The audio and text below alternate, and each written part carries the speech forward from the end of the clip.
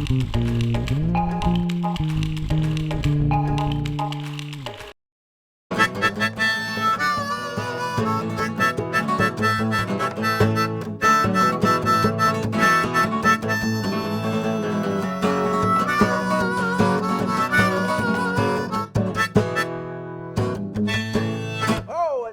to Art This. Very excited to be back. John, how are you? Very well, Stephen. How are you doing? I am great. All right. This is the show about the work that makes art work. Today we have a special guest, Diane Foreman. She's an engraver, and she makes jewelry and does a bunch of other cool stuff in her studio in the south part of Round County, Kentucky. So we're going to get a nice visit with her today. Let's do it. All right.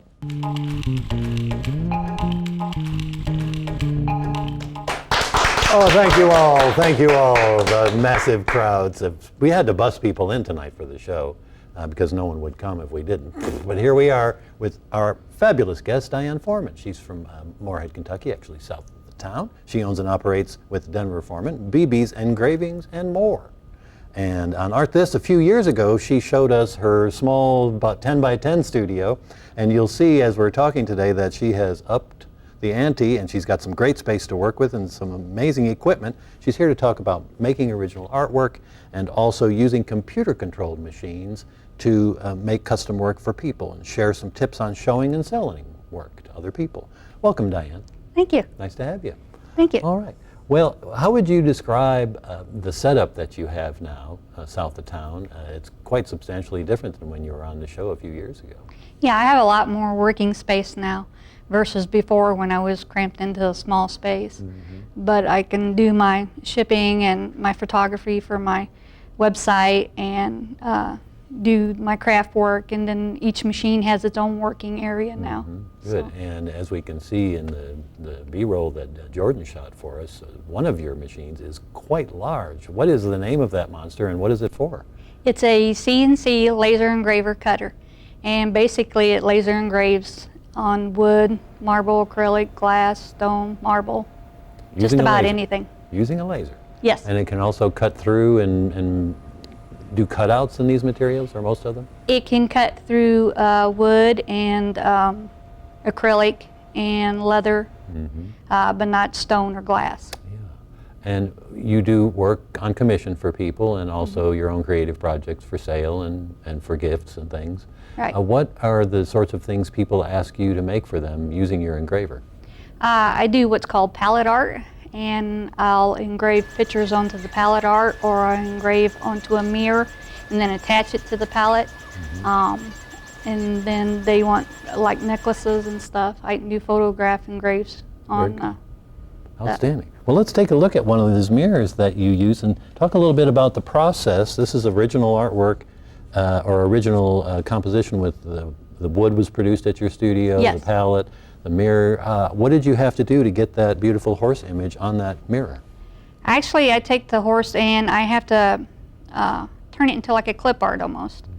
And then I have to invert it, and so that it's the background on it's black. And then I have to invert the engraving as well so that it comes out right. And you're doing all this with software? Yes. And how do you get the machine to respond to the work you've done in software? The machine coordinates with 2 or 3 of the programs that I work with. I work with Adobe Photoshop, Illustrator, and then I have Corel Draw, and then the machine works on ArtWorks. Yes, and so it can take commands from your software. Yeah. But are there some challenges in getting what you see on a beautiful LED screen onto a material like glass or a mirror? Do you know that there's going to be some distortion or some loss that you have to compensate for?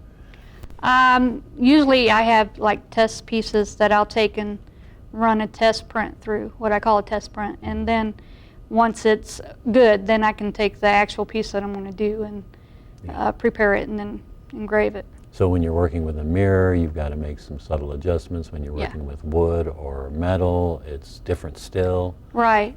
With mirrors and granite, you have to do the opposite what you would with the wood or glass, because the background is it's black, so you have to adjust for that.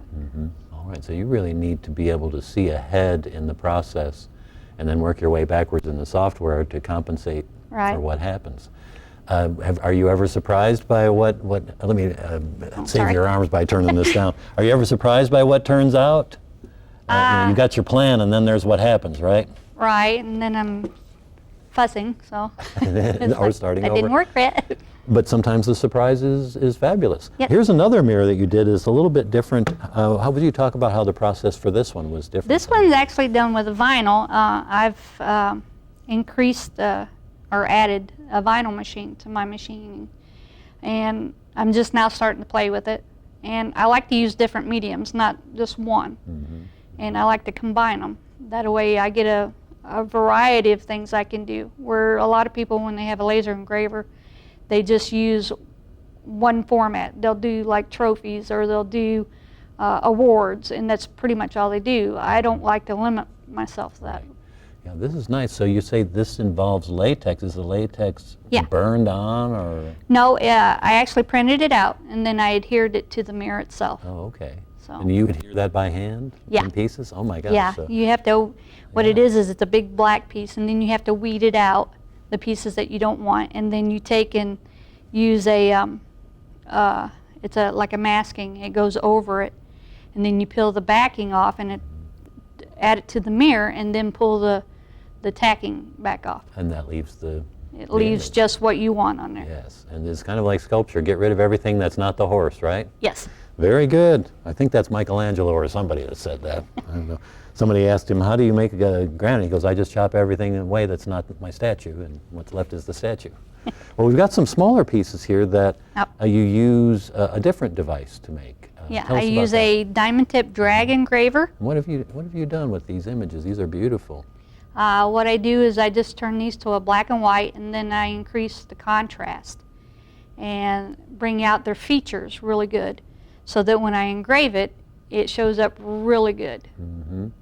And you've really got one color here, and there's no color here. You're taking and disturbing the surface of the metal. Did it take a while to get the knack to make the faces and the details come out? Yeah, it did a little bit, but once I caught on to it, it was real easy to do, and I've been doing these now for about 7 years, so I've gotten pretty good at them. Gotten the knack, and that's a Yeah. diamond-tipped engraving device that you Yeah. do that.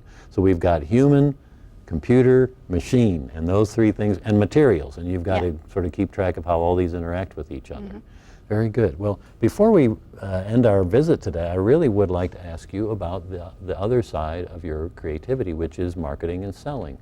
How do you get your works out? I know you do individual commissions, but also you go and sell at various locations. Tell us a little bit about that. I go to craft shows, and recently I got to go to a international horse competition, and it was really neat. I really enjoyed it, and I set up, and then as the people are in between shows, it's mainly just people that work with the horses. They'll come by on their breaks or whatever, and then they see what all I have, and I have an advantage because most people deal with tack, whereas I deal with the art side of it. Yes, so you're on the cutting edge on that. Yeah. Do you have any tips? We like in the show to talk to experienced people about what they might recommend to folks who are starting up. Were there some bumps that you wish you had avoided when you first did going to shows and started setting up and selling that you could give a few tips to a beginner who wants to break in selling their crafts and their artwork? Well, like when they're setting up, a lot of people buy the big bulky tables. I found that if you buy beer pong tables, they fold up in a 2x2 Perfect. and have handles. And there's other you can things. play some beer pong when you're done Yeah, too. there you go. Very good. And are you getting a good reception at the shows that you go to, generally? yes. Good. Yeah. Fantastic. Well, where can folks see your work online? You can go to bbsengravings.com. You can email me at bbsengravings@gmail.com. I have a Facebook Very good. and an Instagram. Outstanding. And all the graphics are right there for our audience at home if they want to check out Diane Foreman's work. We really appreciate you coming. Before I let you go, I've got a present for you. Oh, Our show, don't get my bad side when I bend down here. Our show is supported by Lee Oscar, who is a world-renowned harmonica maker. oh, cool. And he loves Art This, and he sent us autographed harmonicas, Oh, wow. bumper stickers, and how-to playbooks for the young budding harmonicist in your studio. Oh, There that'll you work. go. Thank you. A token of our appreciation, Diane. Thank you for having me. All right, it's great. We'll be right back with our closer.